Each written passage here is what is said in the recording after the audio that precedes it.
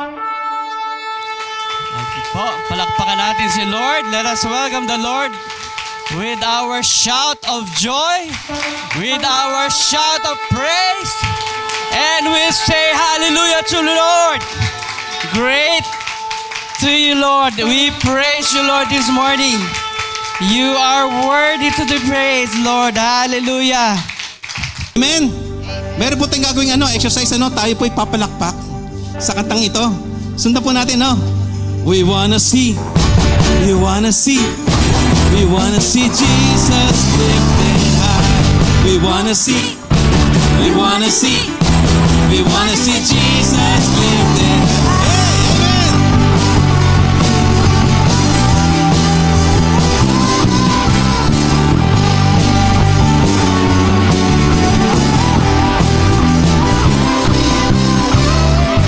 We wanna see Jesus lifted high, above the flies across this land. Not only must see the truth and know He is the way to heaven. We wanna see Jesus lifted high, above the flies across this land. Not only must see the truth and know He is the way to heaven. We wanna see, we wanna see, we wanna see Jesus lifted high. We wanna see, we wanna see, we wanna see Jesus lifted high. Step by step we're moving forward, little by little we're taking ground. Every prayer a powerful weapon, strongholds down, tumble down and down and down. We wanna see Jesus lifted high, above the flies across this land. Not only must see the truth and know He's the way to heaven. We wanna see Jesus lifted high, above the flies across this land. Not only must see the truth and know He's the way to heaven. We wanna see, we wanna see, we wanna see Jesus lifted high. We wanna see, we wanna see, we wanna see Jesus lifted high. Step by step we're moving forward, little by little we're taking ground. Every prayer a powerful weapon, strongholds come tumbling down and down and down and down. We wanna see Jesus lifted high, above the flies across this land. Not only must see the truth and know He's the way to heaven. We wanna see, we wanna see, we wanna see Jesus lifted high. We wanna see, we wanna see, we wanna see Jesus lifted high. We wanna see, we wanna see, we wanna see Jesus lifted high. We wanna see, we wanna see, we wanna see Jesus lifted, Jesus lifted, Jesus lifted, Jesus lifted high. Hallelujah! Purihin po, Panginoon. Katulad po nung last time na nag-preach po ako dito, meron po akong good news at meron akong bad news na dala. Anong gusto niyong unahin ko? Unahin natin yung bad news. Unahin natin yung bad news. Now, here's the bad news. Ito yung bad news. Life is full of problems. Ang buhay natin, punong-puno ng problema. At kahit na nasa Panginoon na tayo, even we have Jesus in our hearts, hindi pa rin tayo exempted sa problema. Financial, sa pamilya, health problems, relationship, sa trabaho, spiritual problems. Meron pa rin, no? Meron. Hindi tayo exempted. And in fact, maraming wala dito ngayon. most probably ang reason yung problema nila. Dahil may problema, kaya wala dito. At kung titingnan natin yung sarili natin, pwede nating masabi, oo nga, noong mga times na wala rin ako sa church kasi problemado rin ako. Di ba? Sino dito yung magsasabi na, Lord, may problema ako. Pero kahit may problema ako, sa kabila ng problemang yon, I will still worship you. Ang magandang example po niyan sa Bible, si Job. Si Job, kung alam niyo yung kwento ni Job. Because when Job has everything, nung nasa kanya yung lahat ng bagay, na-enjoy niya, ganda-ganda ng buhay niya, he worshiped God. And Job still worshiped God when he lost everything. Ganon siya. So, that's the bad news. Life is full of problems at kahit na nasa Panginoon na tayo, hindi pa rin tayo exempted, nandyan pa rin yung mga problema ng buhay. Pero alam niyo ba kung ano yung pinakamalaking problema ng tao? What is man's greatest problem? Ang pinakamalaking problema ng tao, pinakamalaking problema natin, kasalanan. Yung sin. Sino walang kasalanan? Taas kamay. Walang kasalanan. Baka may magtataas ng kamay. No? Sabi ng Bible, for all have sinned and fall short of the glory of God. So lahat tayo may kasalanan. At ang matindi pa dito, galit ang Diyos sa atin dahil sa kasalanan natin. Galit ang Diyos sa atin dahil may kasalanan tayo. Sabi nung Psalm chapter 7 verse 11, lalong-lalo na, pagka i-quote ko tong verse na to, gusto ko sa New King James Version o sa King James Version. Kasi ang sabi dito, God is a just judge. And God is angry with the wicked every day. Ang Diyos, makatarungang siyang judge. At galit siya. God is angry with the wicked. Galit siya sa makasalanan. Galit siya sa masamang tao. Every day. Wow. And alam niyo, madalas nga nababanggit, this verse, china-challenge nito yung common belief natin that God hates the sin but loves the sinner. The verse is very clear. God is angry with the wicked. God is angry with the sinner every day. So kung makasalanan ka, matakot ka, galit ang Diyos sa'yo. At dahil tayo makasalanan lahat, galit ang Diyos sa ating lahat. Last time na ipakita nabanggit natin na ipapakita ng Diyos yung kanyang kabanalan dun sa kanyang pagkagalit sa kasalanan. God's holiness is best sin and His hatred for sin. Because God cannot and He will not tolerate sin. Galit na galit ang Diyos dyan. Kaya nga, galit na galit siya sa wicked every day. At sabi ng Romans 6:23, for the wages of sin is death. Ang kabayaran ng kasalanan, kamatayan. Wages. Pag sinabing wages, ano ba to? Di ba merong magandang balita? Pero yung iba hindi nagaganda nun sa balita kasi yung minimum wage may increase. May increase. Dito sa NCR sa Metro Manila, may increase yung minimum wage. Merong additional na 35 pesos per day. Dun sa minimum wage, dun sa sweldo, dun sa kabayaran. Diba? Gusto natin yun, may dagdag na wage, may dagdag na bayad, may dagdag na sweldo.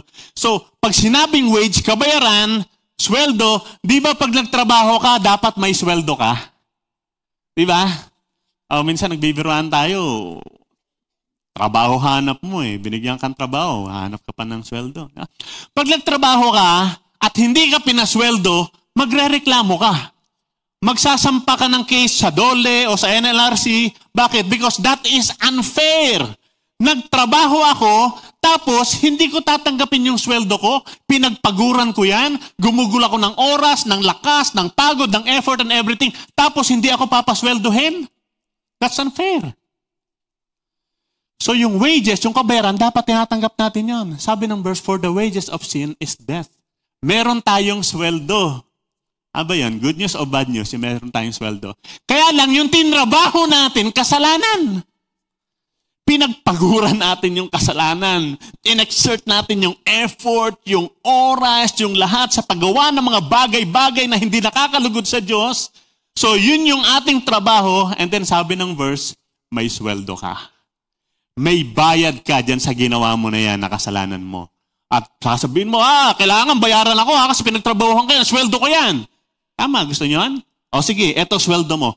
Ang sweldo mo sa kasalanan mo for the wages of sin is death. Kasalanan. Yan yung kabayaran. Yan yung sweldo. Yan yung gustong-gusto mo. Yung inihintay mo. Kabayaran. O sige, bibigay ko yung sweldo mo. And your wages is death. Pag sinabing death, literally, ibig sabihin nun, separation. Paghihiwalay. Diba? Kasi pagkang may namatay, naghihiwalay yung katawan at yung kaluluwa. Separation, naghihiwalay. Pagkatapos, pag may namatay, iniiwan ng namatay yung kanyang mga mahal sa buhay. No, so naghiwalay na sila.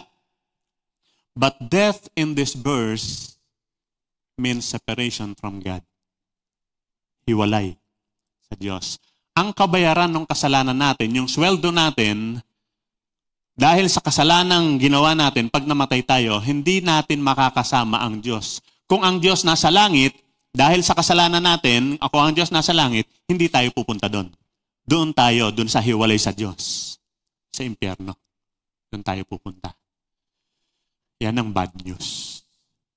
A very bad news. Pero sabi ko kanina, may bad news, may good news din. May good news. And ito yung good news. But the gift of God, ang regalo ng Diyos, but the gift of God is eternal life in Christ Jesus, our Lord. Kaya pinag-usapan natin sweldo, di ba? Yung sweldo, pinagtrabahuhan natin yan. Pinagpaguran natin yan. So ngayon, hindi sweldo pag-uusapan natin, gift. Regalo. Pagkang regalo, hindi mo pinagtrabahuhan. Libreng ibinibigay ng Diyos. Sabi, ang regalo, ang libreng ibinibigay ng Diyos, at regalo yan, hindi mo kailangang bayaran dahil hindi naman talaga natin kayang bayaran. At ano yung gift? Eternal life.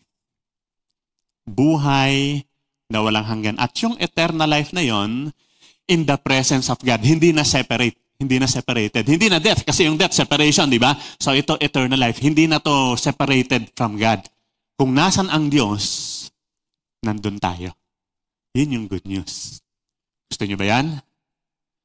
Ay, parang ayaw lang sumagot. Anong gusto nyo? Yung kabayaran ng kasalanan na kamatayan o yung buhay na walang hanggan na regalo ng Diyos?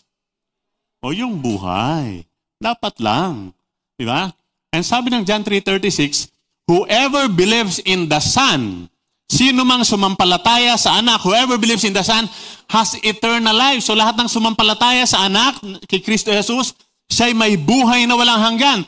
But whoever rejects the Son, yung hindi tatanggapin ng anak, hindi tatanggapin si Kristo, hindi niya makikita yung buhay. At pagkatapos, yung binabanggit ko kanina, di ba galit ang Diyos sa makasalanan?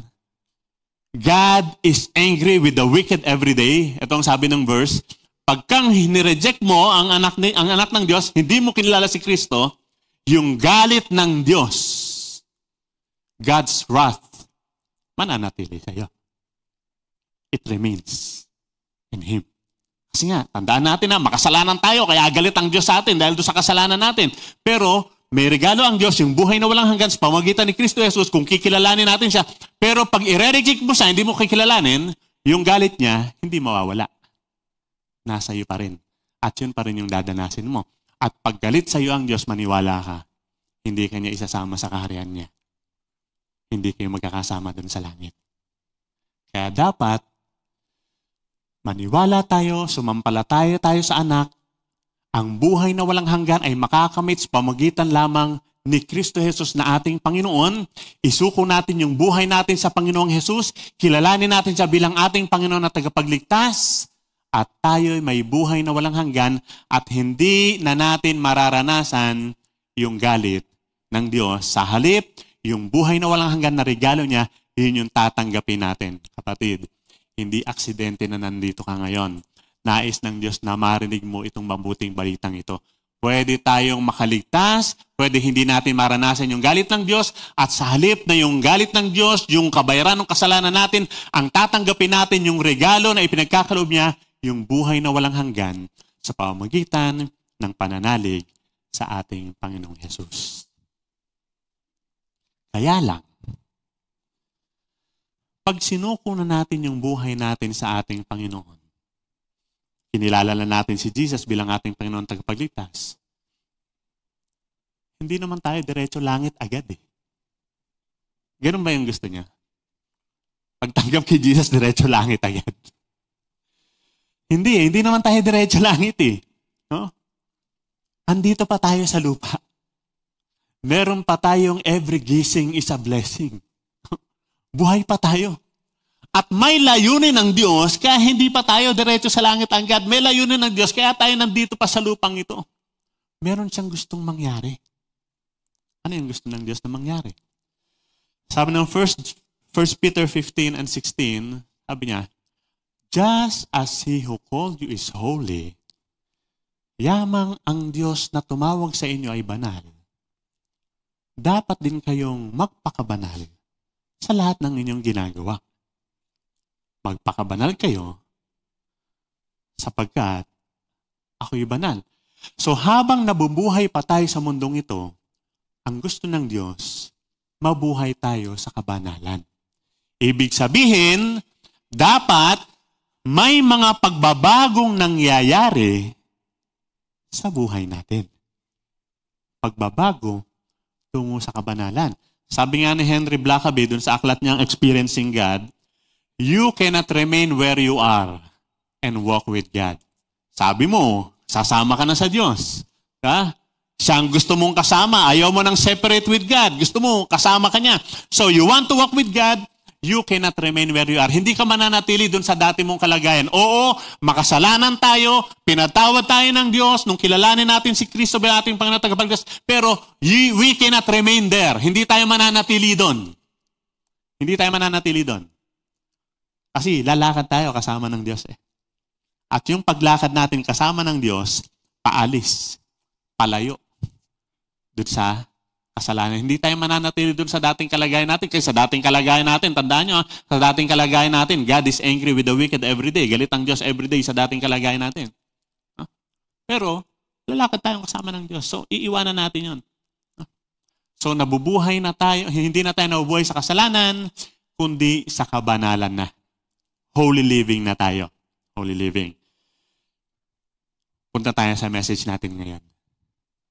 Introduction pala. We are called to live holy lives. Diba? Ang topic natin, holy living. A challenge in this time. We are called to live holy lives. Yan ang gusto ng Lord sa atin. Habang nabubuhay tayo sa lupa, hinihintayin natin yung araw na tayo uuwi na sa Panginoon. Ang gusto ng Lord, mabuhay tayo sa kabanalan. Pero ito ang tanong, madali bang mabuhay sa kabanalan?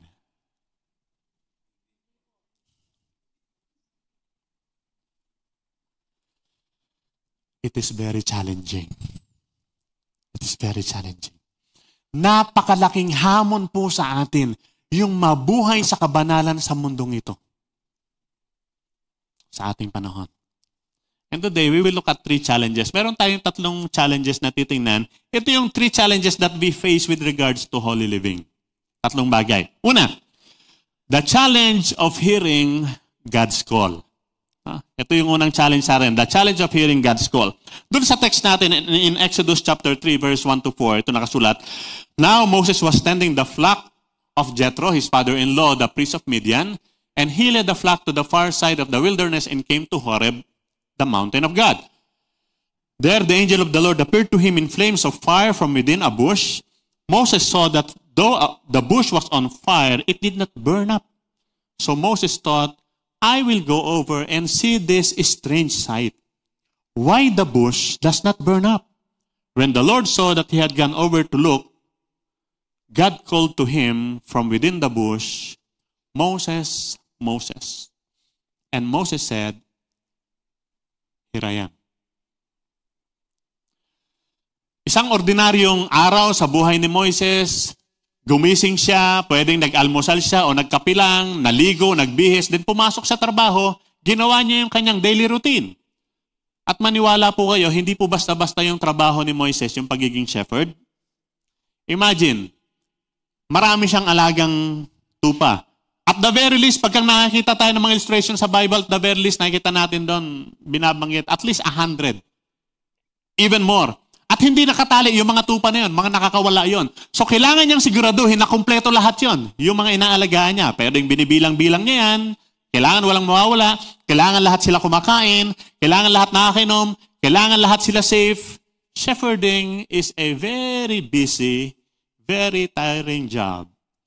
And God called Moses while he was busy attending to his daily work as a shepherd. Take note. Busy si Moses sa trabaho niya nung tawagin siya ng Diyos. Sino dito ang busy? Taas kamay. Ay, walang busy. Taas ng kamay, busy. Yung maraming ginagawa. Yung maraming iniintindi. Maraming busy dito. Sabihin ko po ito sa inyo. God calls busy people. Tanungin mo yung katabi mo, busy ka ba?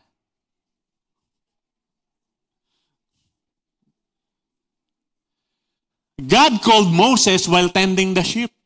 Habang nag-aalaga siya ng kanyang mga tupa.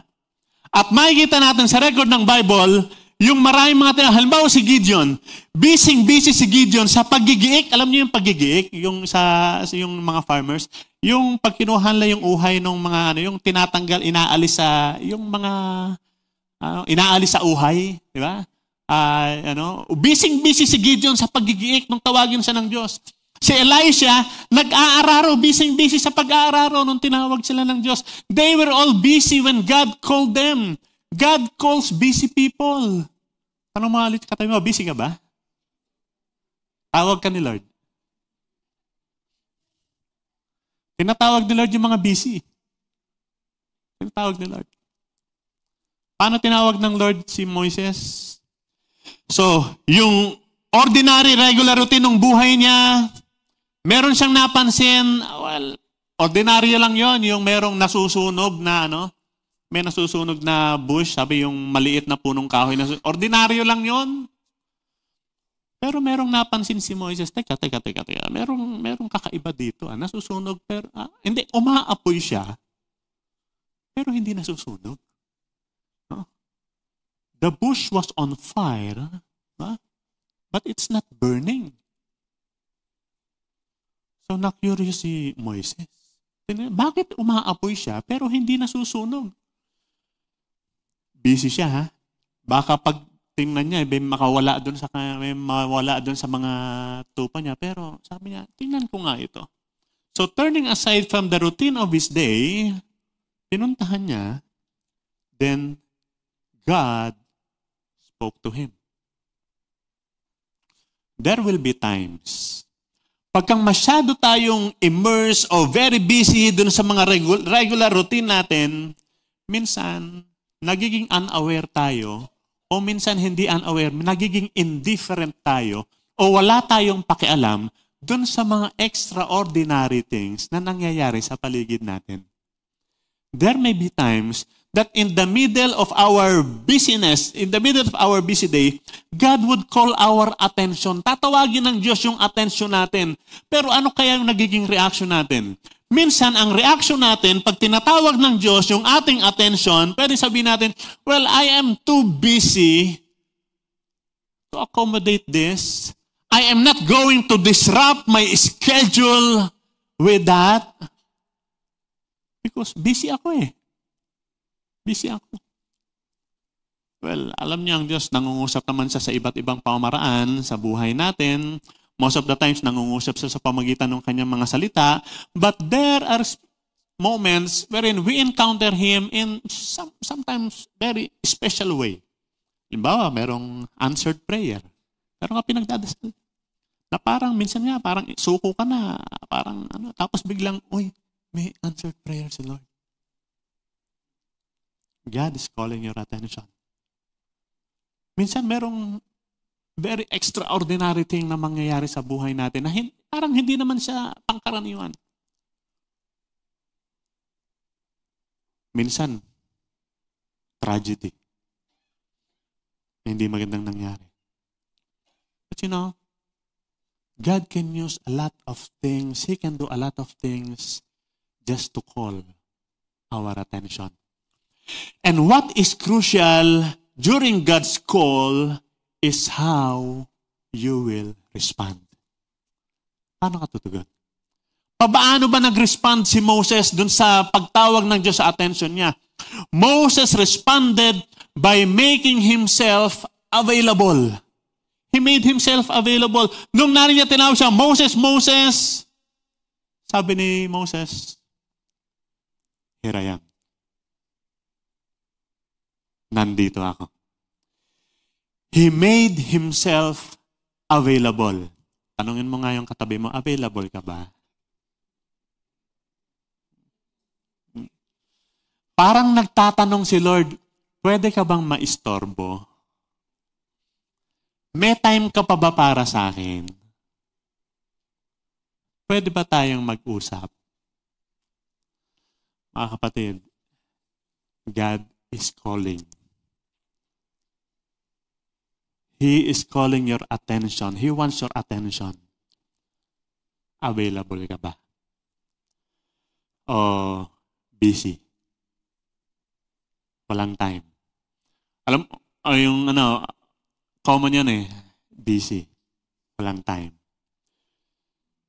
Sabi natin kanina, ang tinatawag ng Diyos yung mga busy. Kaya kung busy ka, candidate ka. Tawag ka ni Lord.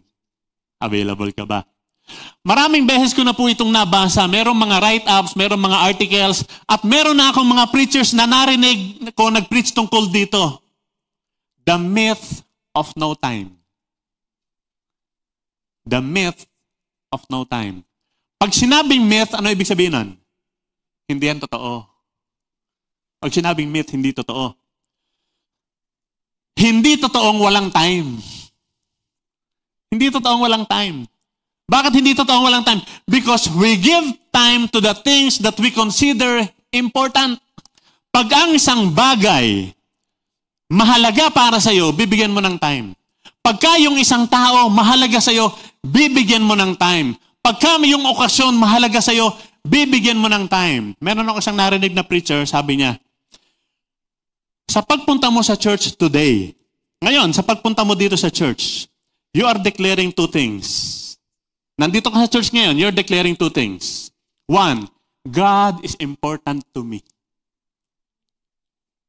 Two, these people, you, are important to me.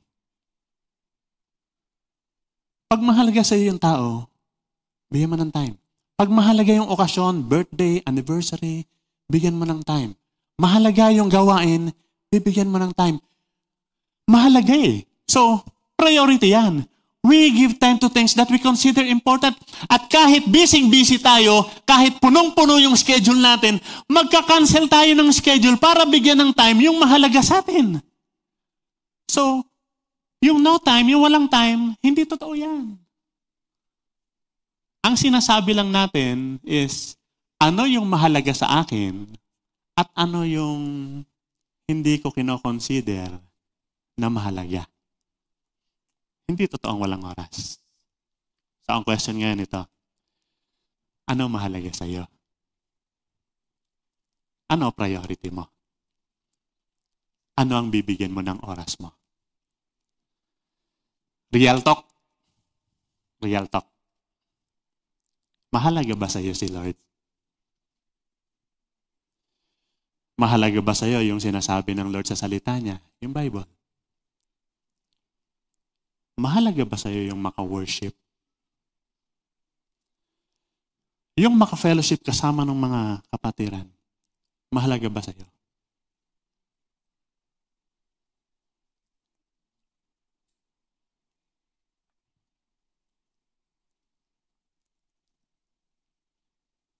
Minsan lang naman, minsan. Parang ang pakiramdam namin, Bakit? Para kami nagmamakaawa. Napapansin niyo ba?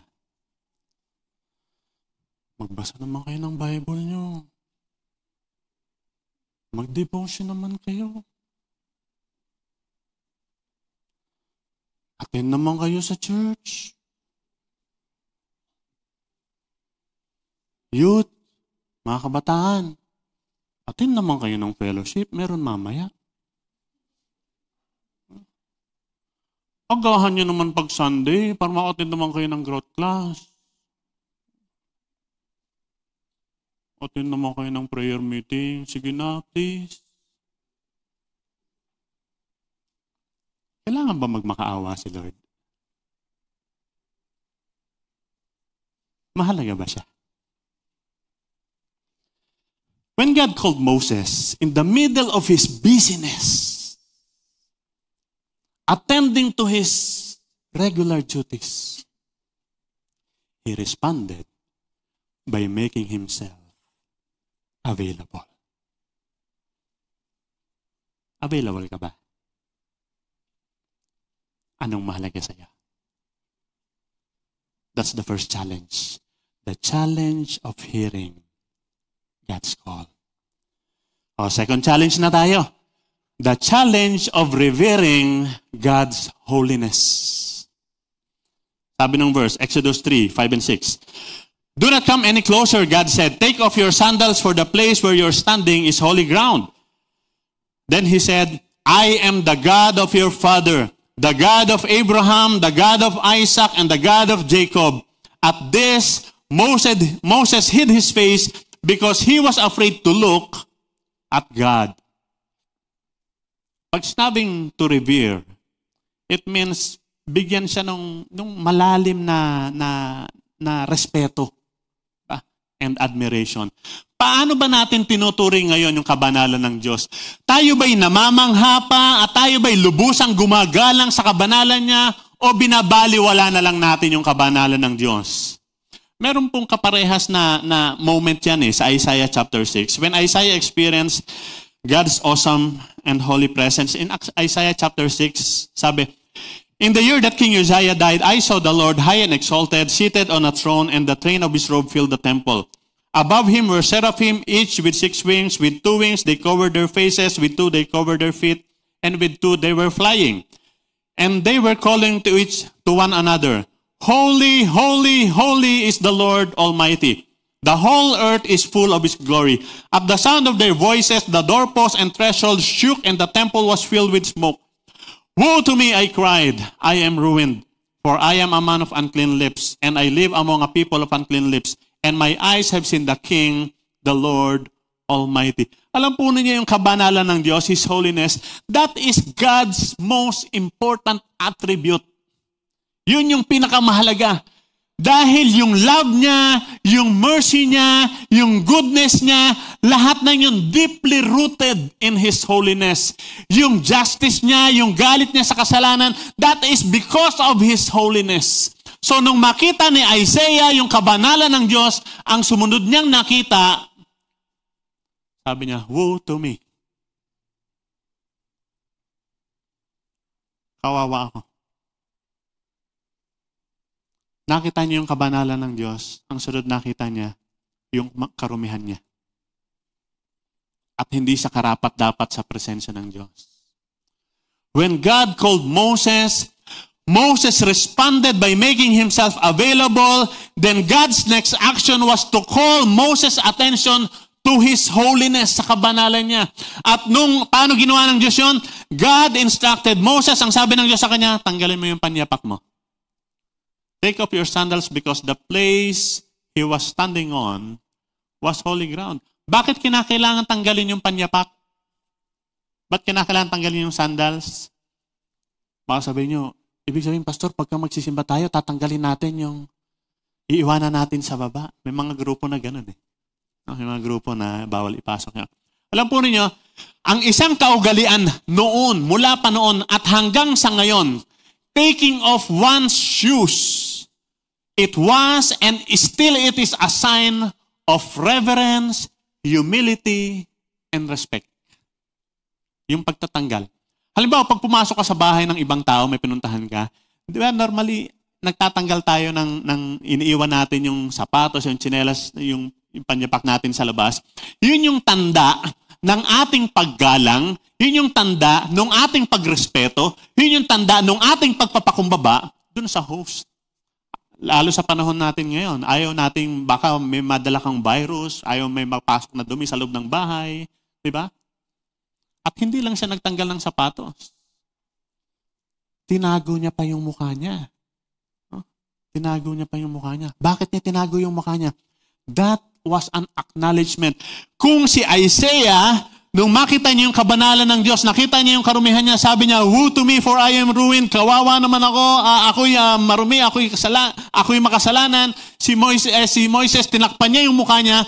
That was an acknowledgement of his sinfulness. Dahil alam niyang siya'y makasalanan at hindi siya karapat-dapat sa banal na presensya ng Diyos, natatakot siyang tumingin. Natatakot siyang tumingin. Ang sinasabi dito ni Moses at yung sinasabi dito ni Isaiah, hindi tayo karapat-dapat sa Diyos. We do not deserve God's love.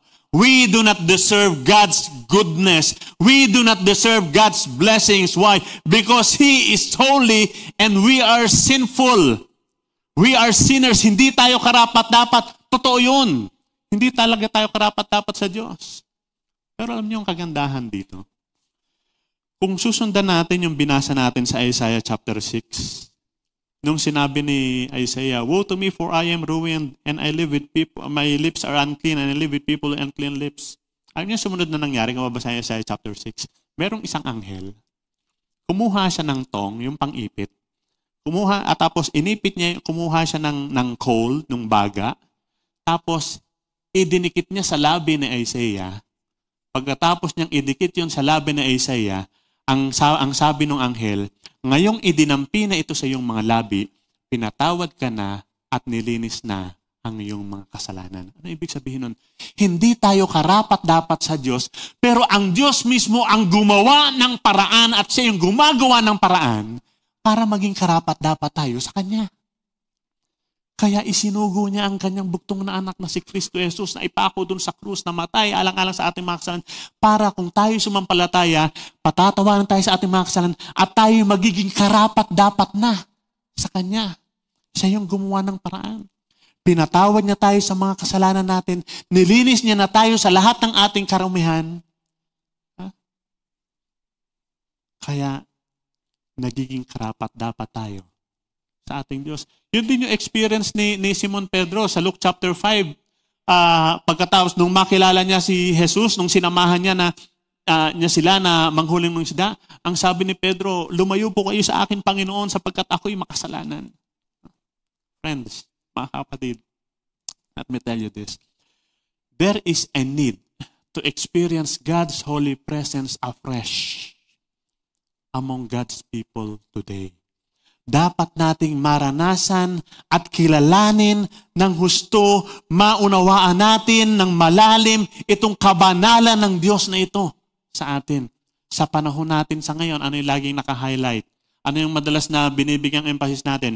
Mahal ako ni Lord, mabait si Lord, mapagpatawad si Lord, understanding naman si Lord, naiintindihan naman ako ni Lord. At ano yung nagiging attraction sa atin? Yung love ni Lord, yung blessings ni Lord. Pagkatapos, ano yung hindi natin pinapansin?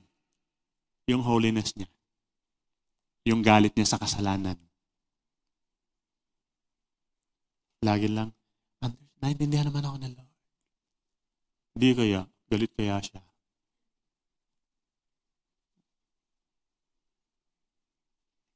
Dapat magkaroon tayo ng yung ganong malalim na pagkaunawa sa kabanalan ng Diyos.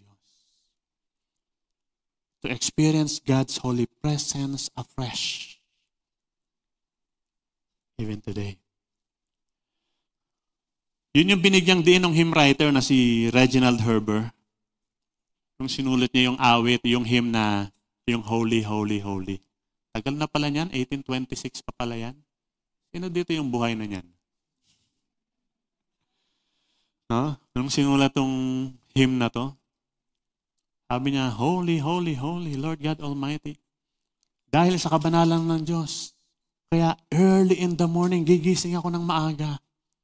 Dahil sa kabanalan ng Diyos, gising ako ng maaga at papupurihan ko siya. Holy, holy, holy, merciful and mighty, God in three persons, blessed Trinity. And then yung second stanza sabi, banal, banal ang Diyos. Kaya dapat tayong lahat ng mga saints, dapat tayo, all the saints, we adore. No? Adore siya dapat, sambahin natin. Casting down their golden crowns. Yung mga golden crowns na ibinibigay sa atin. Alam niyo, ang kino-quote dito ni anong songwriter, yung nasa Revelation, yung mga elders na binigyan ng reward of crowns. Bilang pagkilala sa kanila. In recognition, sabi niya, kahit na binigyan ako, ito yung blessing, ito yung anointing, ito yung favor na binigay ng Lord, kahit itong bigay, yung golden crown na yan. They will cast it down. Hindi sila magmamalaki, hindi sila magmamataas, hindi nila gagawing pride yun. Kaya pati yung mga cherubims, yung mga seraphims, yung mga angels na yan, lahat yan, nagpapakumbaba sa dakilang Diyos, sa banal na Diyos. Alam po ninyo, kung meron lang tayong malalim na pagkaunawa at appreciation sa kabanalan ng Diyos, we will always be conscious and aware of the things that we do, of the things that we say, dahil alam natin, gusto ng Diyos, kabanalan, yung nasa ating buhay, nasa ating labi, yung mga ginagawa natin. At ayaw natin na magagalit si Lord sa atin. The challenge of revering His holiness. And yung pangatlong challenge sa atin is the challenge of following God's instruction. The challenge of following God's instruction.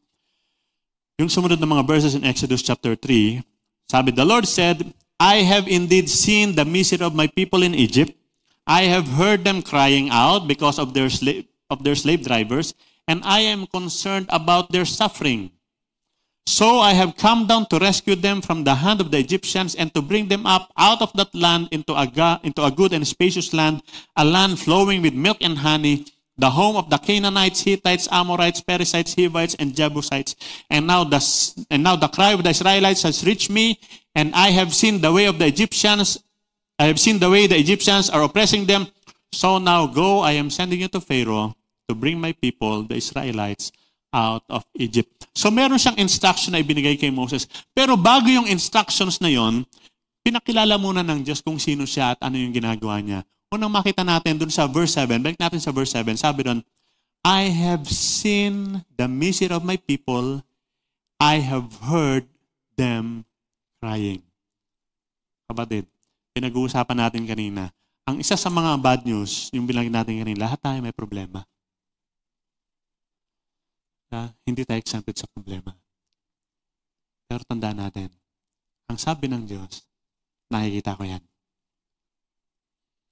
Kaya yung Israel nasa Egypt, sabi niya, I have seen their misery. God sees and God hears. I have seen the misery of my people and I have heard them crying out. Kapatid,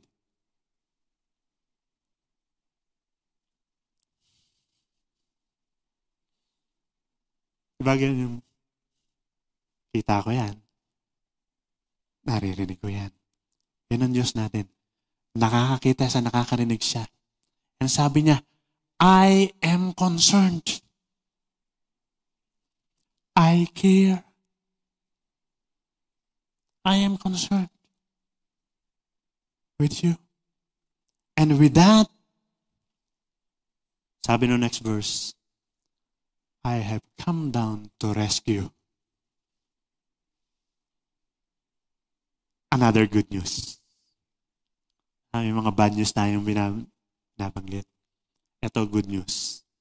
God sees, God hears, God is concerned, and God rescues. Yan ang Diyos natin. So, nung magpakilala ang Diyos kay Moses, ito sabi niya. Ito instruction.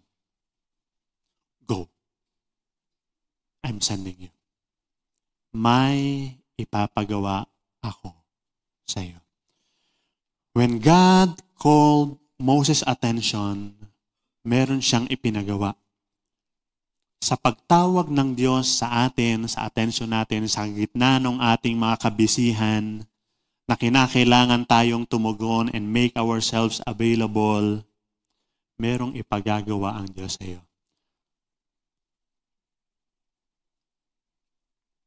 Huwag kang mag-alala, hindi kanya papupuntahin sa Egypt.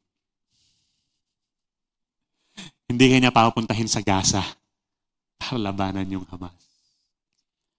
And by the way, parang trivia lang.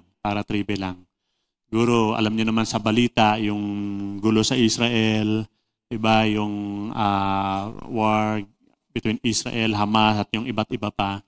Yung sinasabi ng verse na binasa natin, yung mula sa verse 8, sabi, I have come down to rescue them from the hand of the Egyptians and to bring them up out of that land into a good and spacious land, a land flowing with milk and honey, the home of the Canaanites, Hittites, Amorites, Perizzites, Hivites, and Jebusites.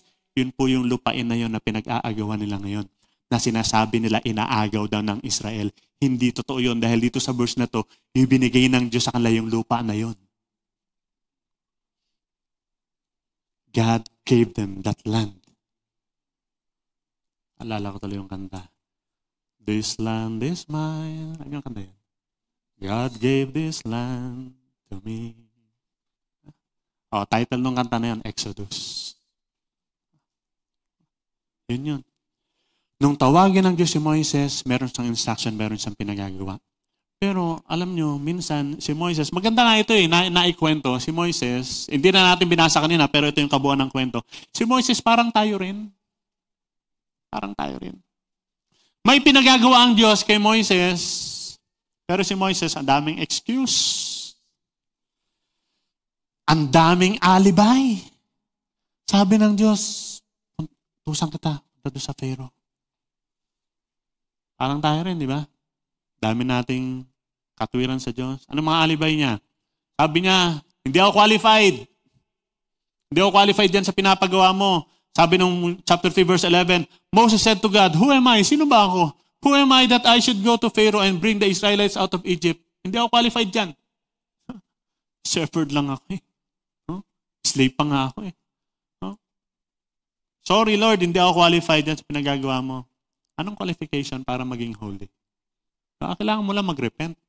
Kilalanin si Kristo bilang yung tagapagligtas. Pero sabi niya, Lord, hindi ako qualified. Ano pangalawang alibay niya? Lord, hindi ko alam kung ano sasabihin. Hindi ko alam. Sabi sa verse 13, Moses said to God, suppose I go to the Israelites and say to them, the God of your father has sent me to you, and they ask me, what is his name? Then what shall I tell them? Anong sasabihin ko? Lord, sorry, hindi ko alam. Ano sasabihin? Minsan ganun tayo, may pinapagawa sa Lord, Lord, hindi ko alam ano sasabihin. Hindi ko nga alam ano gagawin eh. Ano ba gawin yan? Mga kapatid, huwag po kayo mag-alala. Mag-offer po ang church ng iba't ibang mga training para magawa po natin yung mga pinagagawa ng Lord sa atin. Ano pang sabi ni Moises? Hindi naman sila maniniwala sa akin eh. Sa chapter 4 verse 1, sabi niya, what if they do not believe me or listen to me? At sabihin, hindi naman nagpakita ang Diyos sa iyo eh. Hindi sila maniniwala sa akin. Di ba? Yun din ang mga fear natin minsan eh. Pagka may ginagawa tayo, halimbawa, hindi naman sila maniwala sa sinasabi ko eh. And then finally, sabi ni Moises, wala akong skill, wala akong kakayahan.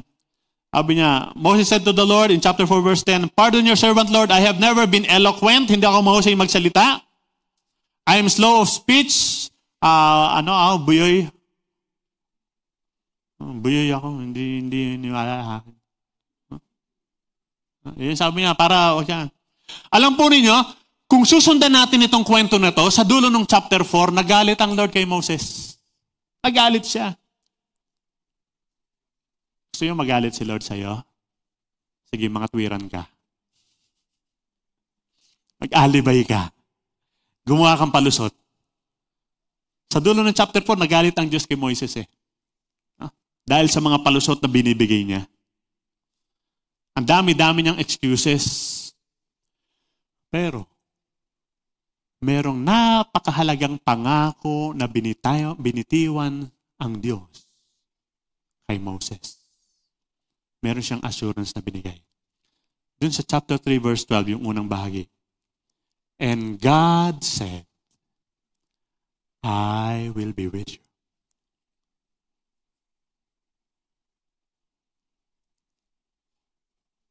Sasamahan kita. Kasama mo ko. Hindi kita iiwan. Kaya mong gawin yan, magagawa mo yan dahil kasama mo ako. Nag-uusapan natin yung living a holy life. Buhay kabanalan. And totoo, it is truly very challenging. Napakalaking hamon sa atin yung mamuhay ng may kabanalan. It's very challenging. Nagkalat pa naman dyan yung mga temptations, ang daming mga It's very challenging. But it is doable. Pwede. Why? Sabi ng Lord, sama mo ako. Samahan kita. God is with us. So, very challenging yung holy living. Haharap tayong mga challenges. Challenge to hear His call. Challenge to revere His holiness. Challenge to follow His instruction. Ang kailangan natin gawin. Panghawakan natin, maniwala tayo. Sasamahan tayo ng Diyos.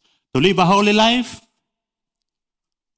kailangan makinig tayo sa sinasabi niya. We must listen to His voice. Kahit na sa gitna ng ating busyness. Sabi nga sa inyo, pag busy ka, tandaan mo, ang tinatawag ng Lord yung mga busy.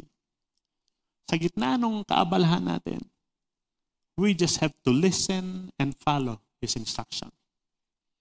And it is only by His abiding presence in our lives, dahil kasama natin siya, we can live that life that is pleasing to Him. Holy living. Let's pray. Panginoon, salamat dahil binigyan niyo kami ng buhay na walang hanggan. Meron kaming katiyakan na kami papasok sa inyong kaharian dahil sa amin pong pananampalataya sa inyong bugtong na anak, ang Panginoong Jesus. Pero habang nandito kami sa lupa, nais ninyo na mabuhay kami na mayroong kabanalan. Hindi po madali. Pero magagawa. Sa biyaya po ninyo. Panginoon, gawin niyo po kaming sensitive so that we would discern yung pong pagtawag niyo, yung pangungusap niyo, yung instruction ninyo. Nawa, tumugon kami, Panginoon, and make ourselves available. Unawaan namin, Panginoon, ang kabanalan po ninyo. At matuto kaming sumunod sa pinagagawa niyo sa amin. Touch our hearts, Lord. Touch our lives. That we may live a life pleasing to you. And we pray this in Jesus' name. Amen.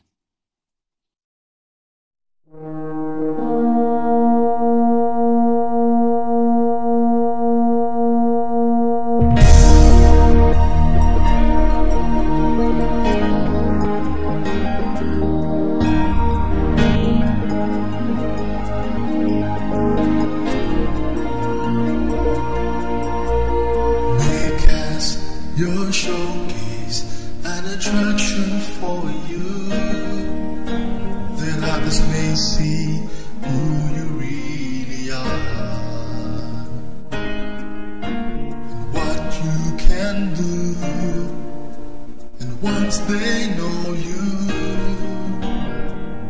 they will love and serve you.